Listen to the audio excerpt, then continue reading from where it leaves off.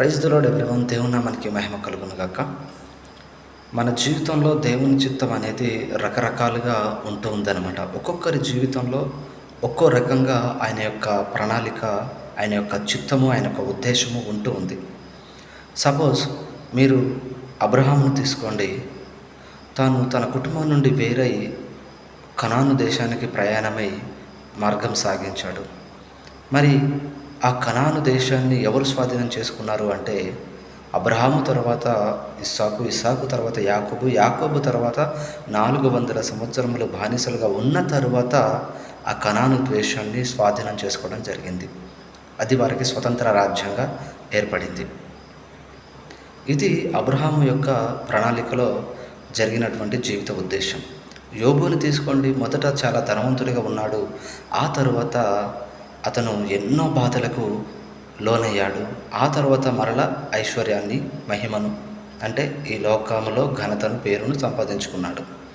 తర్వాత కొత్త నిబంధనలో అపోస్తలులను తీసుకోండి. వారు ఏమీ సంపాదించుకోలేదు. వారికి ఉన్నదంతా కూడా దేవుని కొరకు తమ శరీరాన్ని కూడా వారు త్యాగం చేయడం జరిగింది. తర్వాత యేసుక్రీస్తు ప్రభుల వారిని తీసుకోండి.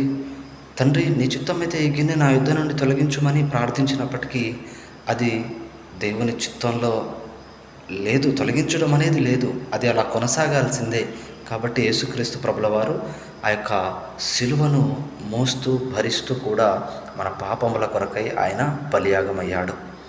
ఇలా ఒక్కొక్కరి జీవితంలో ఒక్కో రకంగా దేవుని యొక్క ఉద్దేశము, ప్రణాళిక నెరవేరుతూ ఉంది. కాబట్టి మన జీవితంలో దేవుని యొక్క ఉద్దేశం ఏంటి, ఆయన యొక్క చిత్తం ఏంటి అనేది మనం ఎప్పుడైతే ఆయన యొక్క బాటలో, అంటే ఆయన యొక్క మార్గంలో, నీతియుక్తమైన మార్గంలో, జీవ మార్గంలో మనము నడుస్తూ ఉంటామో ఆ టైంలో మనకి ఆయన యొక్క చిత్తము, ఉద్దేశము అంతా కూడా చాలా తేటతెల్లంగా తెలుస్తుంది. పౌలుని దేవుడు పిలుచుకున్నాడు కాబట్టి పిలిచిన పిలుపును కూడా పౌలుకు చెప్పాడు.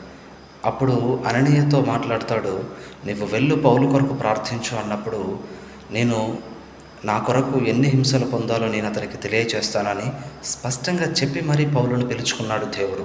ఈరోజు నిన్ను నన్ను ఏర్పాటు చేసుకున్నాడు అంటే ఖచ్చితంగా ఒక ఉద్దేశము, ఒక ప్రణాళిక దేవునికి ఉంది. కాబట్టి ఆయన చిత్తాన్ని గుర్తించి ఆయన మార్గంలో, జీవ మార్గంలో మనం ప్రయాణం చేద్దాం. ఆమేన్.